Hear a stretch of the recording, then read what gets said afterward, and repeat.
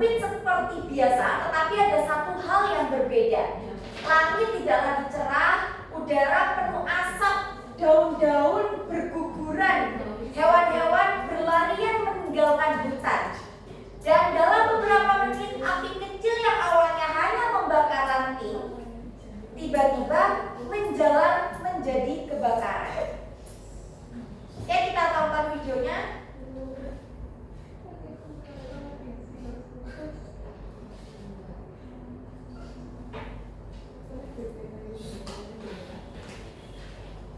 Barat kembali mengalami kebakaran hebat. Kebakaran dilaporkan terjadi pada Senin siang, 21 Juli 2025 dan meluas hingga ke puncak tebing Haram. Petugas pemadam kebakaran mengalami kesulitan dalam pemadaman karena medan yang sulit dan kondisi kemarau yang masih melanda. Kebakaran terjadi di kawasan wisata Lembah Haram, tepatnya di perbukitan dekat Curug Tarantang dan sekolah ICBS. Diduga kebakaran disebabkan oleh pembukaan lahan dengan cara dibakar oleh oknum yang tidak bertanggung jawab. Kebakaran meluas hingga ke puncak tebing Haram dan petugas pemadam kebakaran kesulitan menjangkau lokasi karena medan yang curam. Petugas BPBD, pemadam kebakaran, dan instansi terkait lainnya terus berupaya melakukan pemadaman, namun terkendala medan yang sulit dan kondisi kemarau. Masyarakat diimbau untuk tidak melakukan pembakaran lahan, terutama di kawasan hutan, dan berhati-hati dalam melakukan aktivitas yang berpotensi menyebabkan kebakaran.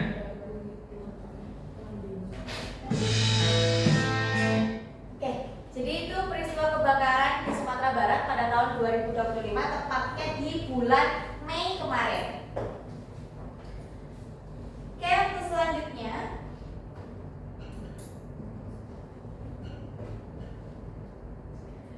kebakaran ini berkaitan dengan fisika, yakni pada materi perpindahan kalor. Perpindahan kalor itu, ada yang pernah ingat gak sih waktu SMP perpindahan kalor ada berapa jenisnya? 3. Ya, apa saja? Pintar sekali.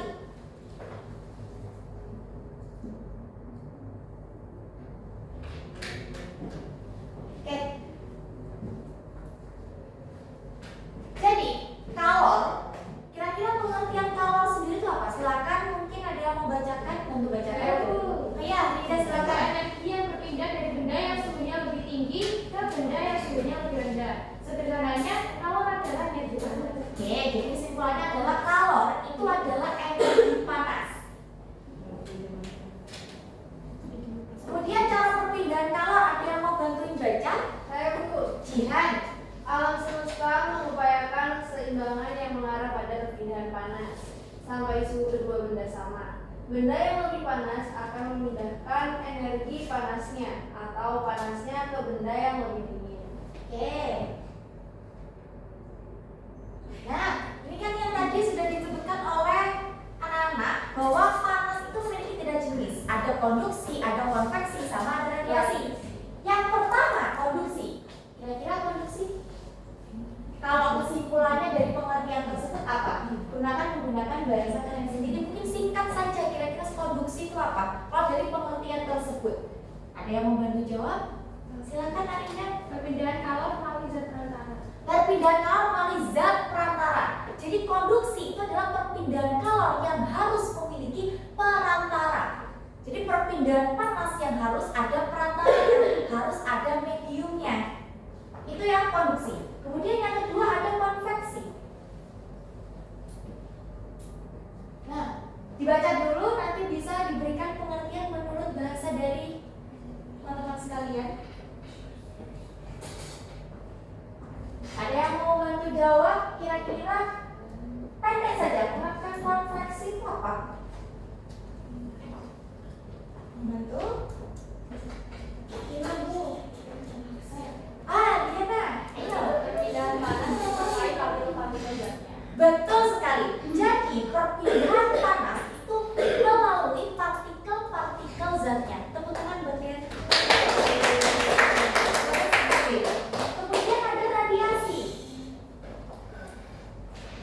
Silakan dibaca pengertiannya, kemudian kasih kesimpulan dengan menggunakan bahasa sendiri. Tina, silakan radiasi. Radiasi adalah perpindahan panas tanpa memerlukan media perantara. Betul sekali, kita memberikan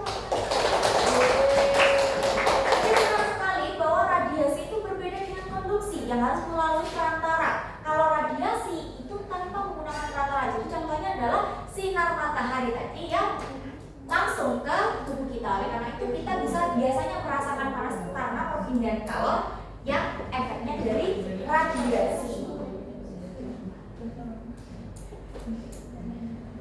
Contoh aplikasinya ada panah masak gitu ya, pada konduksi,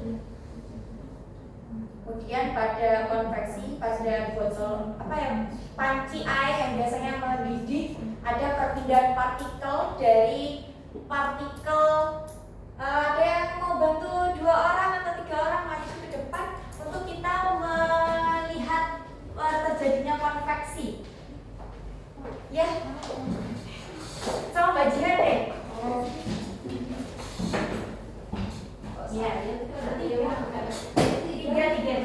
2 ya Kak, makasih. 3 ya. Kalau 2 maafin aja.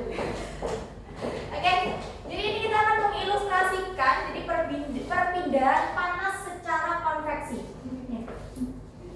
Nah, di sini posisi saya di sebelah kiri, Diana di sebelah tengah dan juga Vina di sebelah kanan. Nah, ini ketika ada terjadinya perpindahan konveksi, maka partikel, ibaratkan kita partikel nih ya, partikel itu akan berubah tempatnya. Misal kita lagi, misal di sini ibaratkan kami ada panci gitu ya, terus kita sebagai airnya yang dipanaskan, jadi blu itu akan berpindah, jadi pindah, ya. Nah, jadi perpindahan partikel, kami sebagai partikel di sini itu merupakan perpindahan panas secara konveksi. Oke, terima kasih Mbak Lena sama Mbak Vina. Jadi seperti itu. Kemudian di sini saya ada LKPD membagi 2 kelompok, yang di sini 5 orang dan yang di sini 6 orang, di kelompok 1 sama kelompok 2. Saya bagikan LKPD.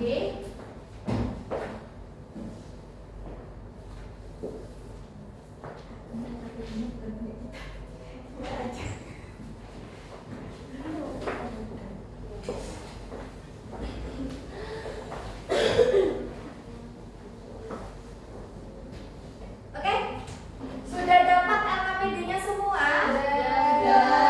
Oke, ayo silakan bergerombol dulu, silakan berdiskusi. Gimana sih LKPD-nya? Gimana sih?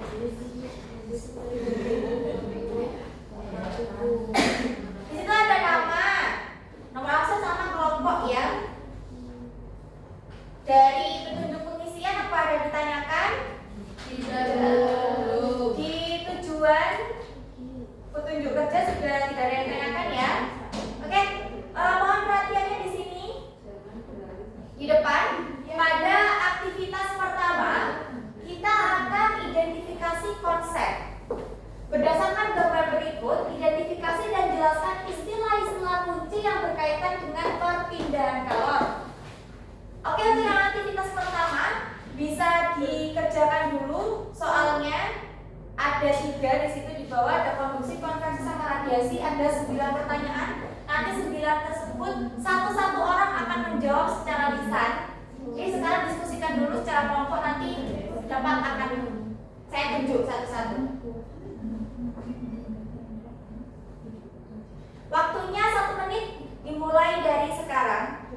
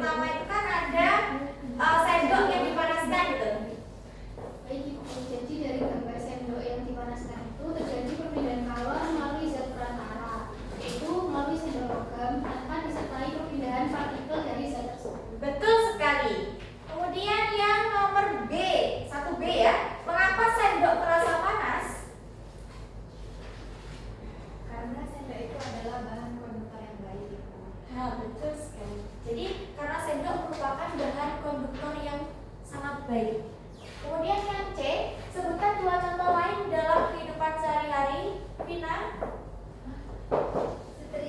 Setrika, knalpot, Motor yang panas. bagus sekali. Kemudian yang kedua ada konveksi. Jadi yang A, jelaskan pergerakan partikel air dalam panci. Arinda? Terjadi pergerakan partikel air panas di dasar, massa jenisnya mengecil dan naik. Bagus sekali. Kemudian yang B, mengapa konveksi hanya terjadi pada fluida? Kak Devi?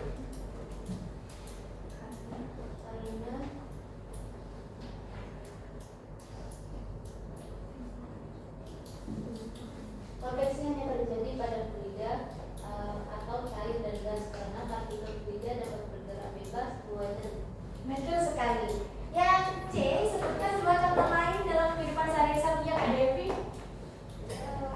Contohnya angin darat dan angin laut, kemudian Betul. Yang ketiga ada radiasi. Apakah radiasi membutuhkan medium?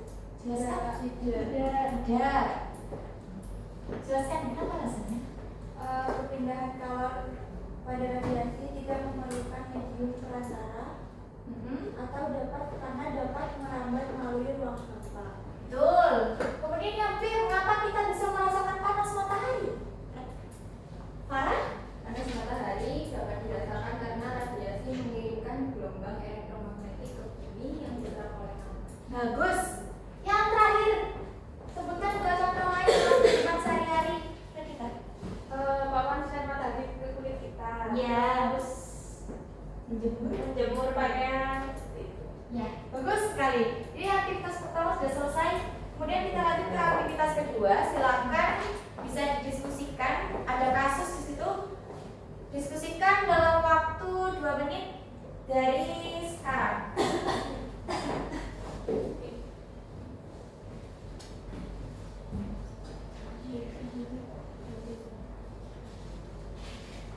Sudah Bu. Oke. Sudah ya, waktunya sudah habis.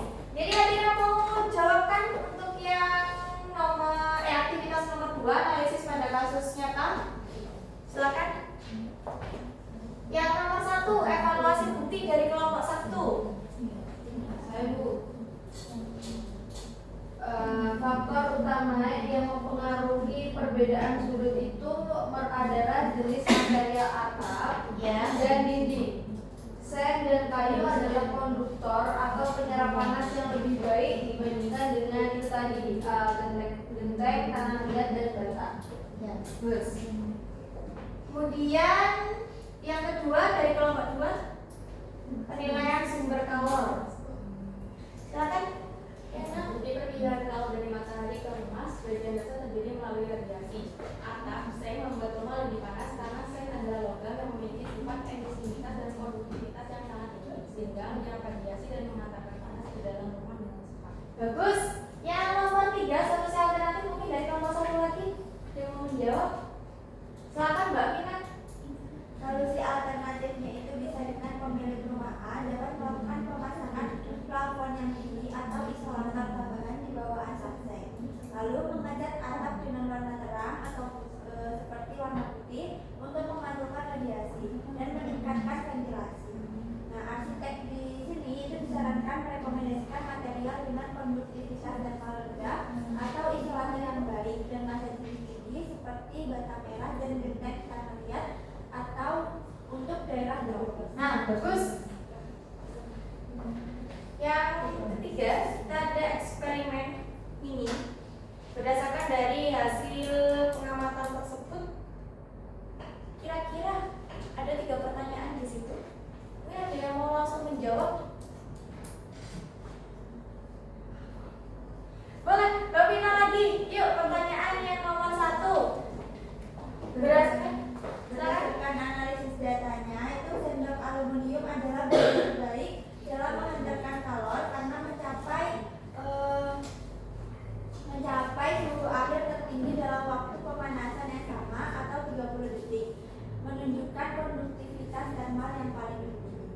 Bagus sekali. Yang nomor 2 ada yang mau menjawab dari kelompok. Yang kelompok 1 lagi. Yuk, silakan kelompok 1, luar biasa. Jika waktu pengamatan diperpanjang menjadi 60 detik, mungkin suhu akhir semua bahan akan meningkat. Namun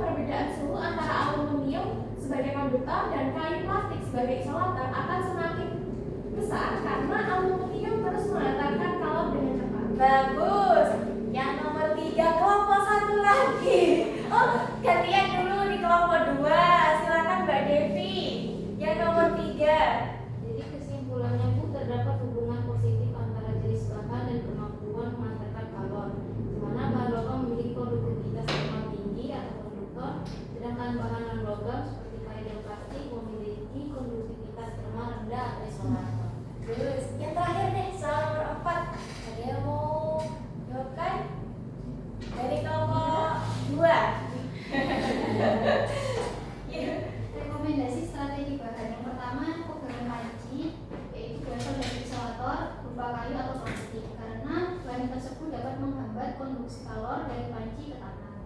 Yang kedua, wajan untuk memasak, yaitu menggunakan bahan konduktor berupa aluminium atau besi, karena bahan tersebut dapat mempercepat konduksi kalor dari kompor ke makanan. Yang ketiga, yaitu teknos, yaitu terbuat dari isolator dengan permukaan mengkilap karena dapat memperlambat konduksi, konveksi, dan radiasi. Bagus sekali. Oke, yang terakhir kita akan merancang solusi inovatif. Di situ di LKPD sudah ada permasalahan dan silakan buat sketsa. Nanti 3 perwakilan dari kelompok, 3 orang maju ke depan dan mempresentasikan hasil dari diskusinya. Silakan, mulai kawan-kawan.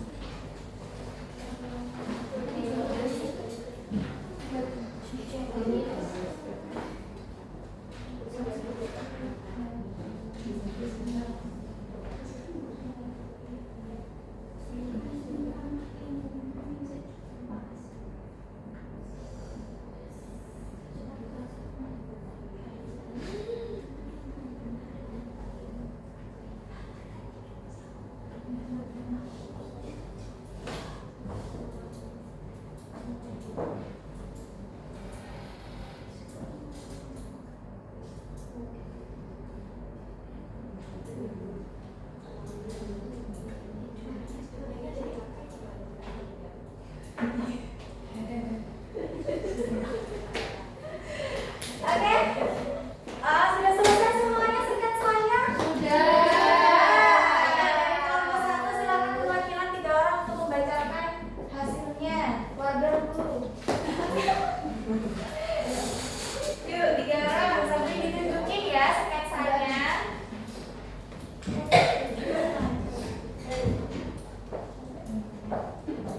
3 orang baca satu-satu ini. Satu-satu soal. Ada nomor 1. Ya, Citra. Yuk, ini. Saya mau menjawab nomor 1. Pertanyaannya tadi desain bangunnya seperti apa? Nah, untuk material dindingnya menggunakan bata ringan atau bata merah karena dia isolator baik. Kemudian jenis atapnya menggunakan genteng tanah liat atau atap hijau dengan plafon tinggi karena dia sebagai isolator atau peredam panas. Kemudian warna catnya tuh putih atau warna terang untuk memantulkan radiasi dan ventilasinya silang. Jendela di 2 sisi atau cerobong angin untuk memanfaatkan arus konveksi. Ya, bagus sekali. Silakan nomor Saya akan menjawab pertanyaan nomor 2.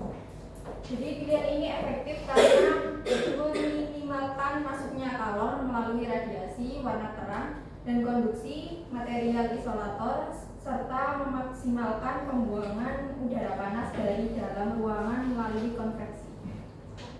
Yang terakhir nomor 3, yang ketiga itu ada penambahan teknologi sederhana di mana ketika rumahnya sudah jadi itu bisa ditambahkan dengan taman atau tanaman di sekeliling bangunan atau penguapan pendinginkan udara atau sistem penyaringan udara alami supaya rumahnya jadi lebih sejuk.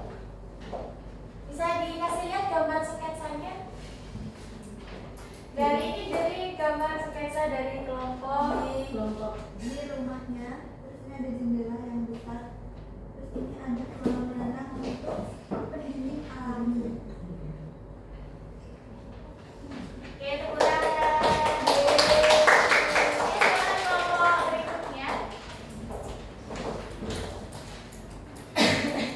3 orang bisa maju ke depan.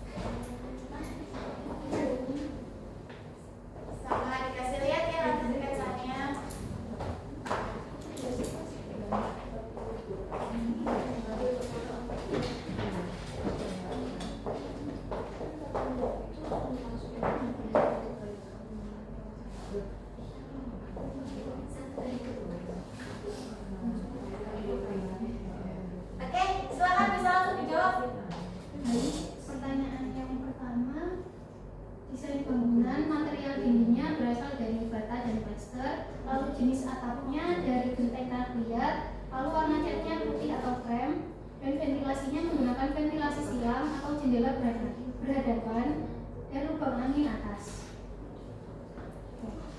Alasan ilmiahnya kenapa memilih bahan dan material yang tadi? Yang pertama karena bata memiliki konduktivitas panas yang rendah, sehingga panas dari luar tidak mudah masuk. Yang kedua, gentengnya itu terbuat dari tanah liat karena memiliki ruang udara kecil di dalamnya.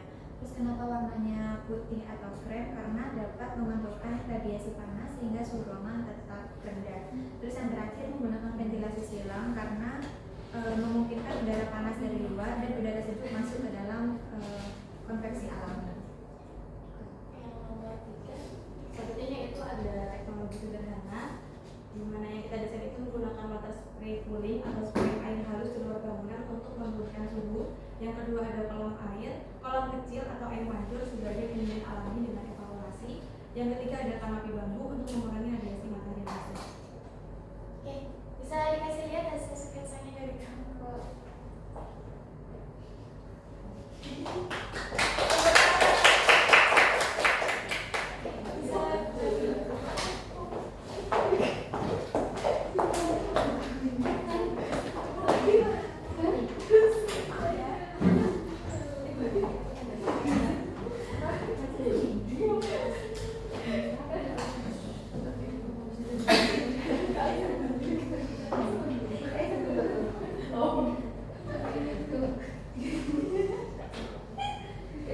Oke, jadi kesimpulan materi kita pada hari ini, Ibu bantu untuk tarik kesimpulan ya, bahwasanya perpindahan calon merupakan aliran energi panas dari daerah bersuhu tinggi ke daerah bersuhu rendah yang terjadi melalui 3 mekanisme fundamental, yaitu konduksi, konveksi, dan juga radiasi. Ketiga cara ini dapat berlangsung secara terpisah atau bersamaan dalam kehidupan sehari-hari dengan tujuan akhir mencapai keseimbangan thermal. Pemahaman tentang prinsip perpindahan calon sangat penting dalam berbagai aplikasi, mulai dari desain sistem insulasi, efisiensi energi, teknologi pendinginan dan pemanasan, hingga fenomena alam di sekitar kita.